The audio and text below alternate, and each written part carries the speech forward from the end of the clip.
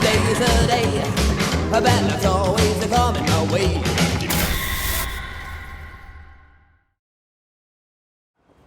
A couple of weeks ago, we were in Sicily doing a video on Aleister Crowley and the Abbey of Thelema. And while we were there, we made our way over to Palermo to visit the Capuchin Crypts, which is basically an underground crypt filled with thousands of mummies. Sadly, they don't allow you to take pictures or video, so we weren't able to do a video. But we're hoping to change that today. You see, we're in Rome, and at the end of this street, right about there, there's a chapel, or like a church, that has its own Capuchin Crypts. So today we're going to be visiting the Capuchin Crypts of Rome. They do allow you to take pictures inside and video. Just got to be respectful.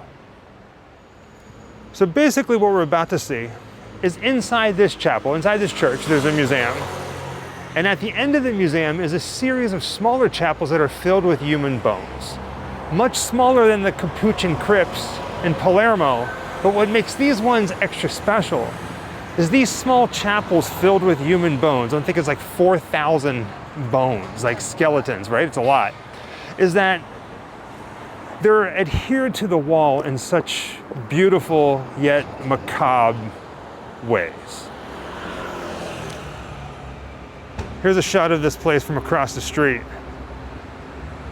It really is massive. And just standing here, if you didn't know what was inside and underground, you'd have no idea.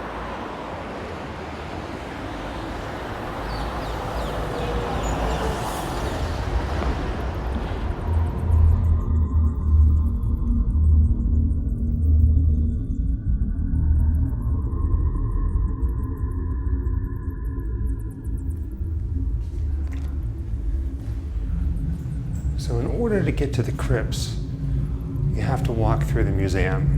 And they give you this nice little device where you can actually learn some things and see old items from the monks themselves.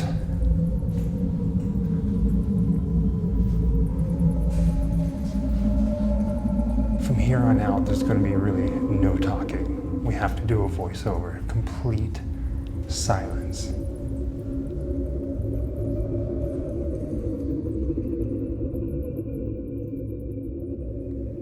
So let's try to paint a picture for what you're about to see. So beneath this church are a series of rooms, chapels, crypts, and the first one being what you're looking at right now.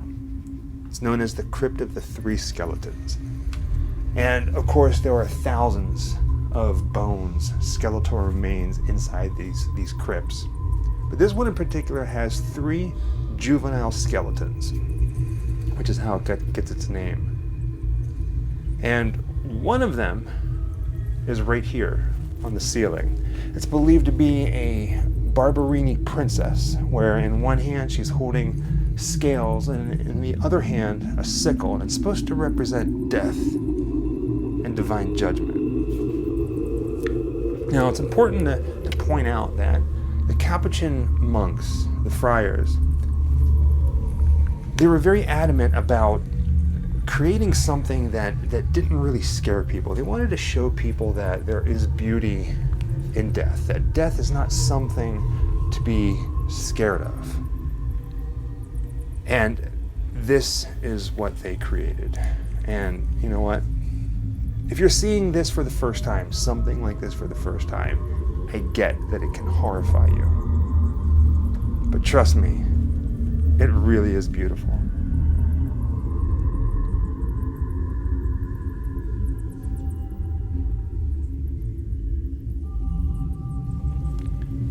Each chapel, each crypt is right next to each other. There's a walkway that takes you right past them all.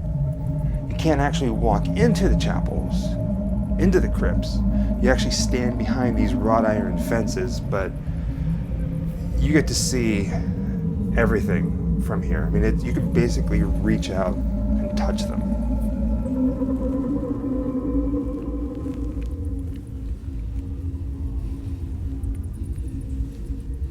When the friars arrived at this church in 1631 from the old monastery, they brought with them over 300 cartloads of the remains of deceased friars. 300 cartloads. And as friars died, the longest buried friar was exhumed to make room for the newly dead, who was then buried in the exhumed friar's place without a coffin.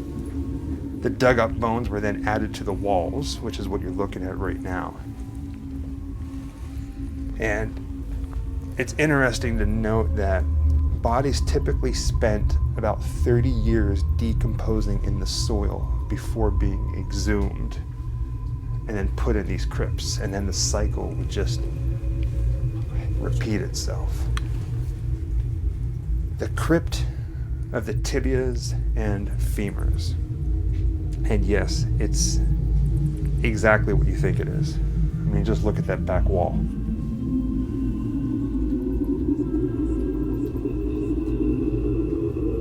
I don't think we show it. I should have. I don't think I have any video of it.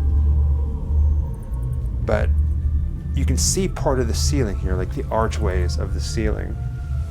They are so ornate. There's all these different smaller bones, and some of them they put together to create these chandeliers. I think each room had a chandelier made out of bones. Wow. And I was there in awe. And then editing this video and doing this voiceover, I still can't believe what I'm looking at.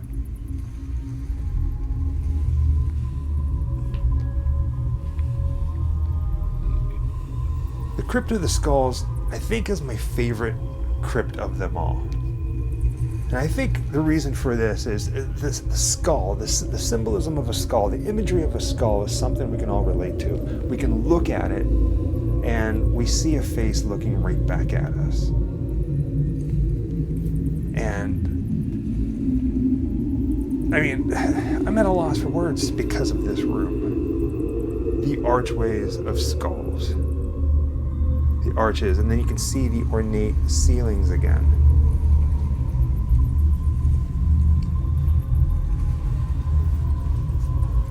Right? I mean, I can't even imagine creating something like this. And I've seen a lot of things.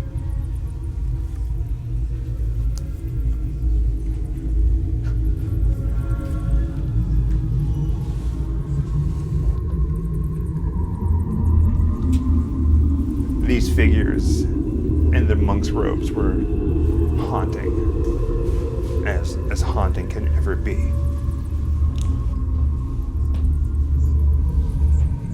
The last crypt we're going to show is the Crypt of the Resurrection. And inside this crypt there's a painting on the back wall.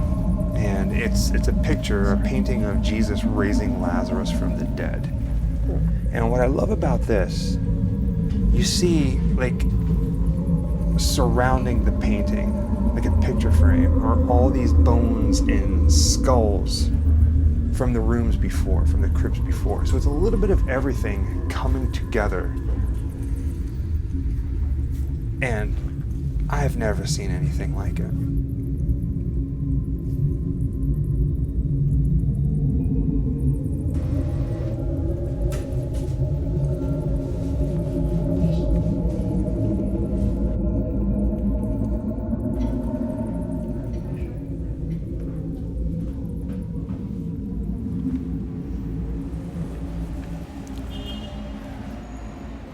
Since we were here, we might as well take a little peek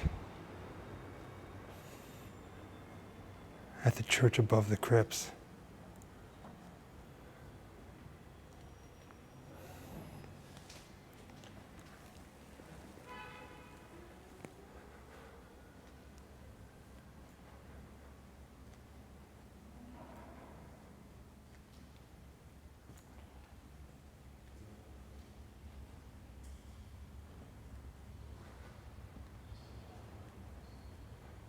Wow.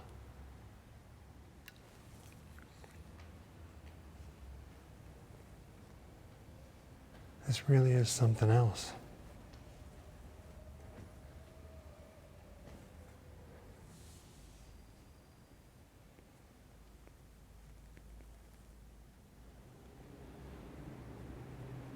It turns out that this little alcove inside the church is for Father Mariano, or Padre Mariano, who's kind of like a TV personality in Italy for the church. And this is his final resting place. Pace e bene a tutti. Questa puntata di Chi è Gesù, ve ne siete già accorti, è leggermente diversa dalle solite. E ho creduto bene di fare così per avere modo, anzitutto, di ringraziarvi degli auguri che mi piovono in questi giorni da tutte le parti d'Italia. Tant'è vero che la traduzione greca detta dei 70, sapete quella che fu fatta ad Alessandria d'Egitto nel secondo-terzo secolo, la prima traduzione greca dell'Antico Testamento.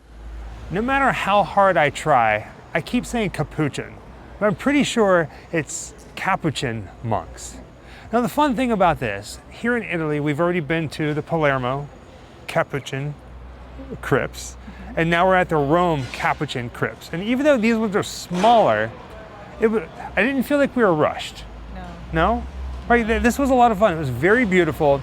And I remember like reading on the website and in the pamphlets, they were very adamant about showcasing the beauty as well as the macabre. They didn't want you coming in here thinking, oh, this is disgusting. They wanted you to see the beauty of it. And it is. So I respect that. Yeah. With that being said, thank you for joining us on another grim adventure, this time to Rome, Italy, to visit the Capuchin Crypt.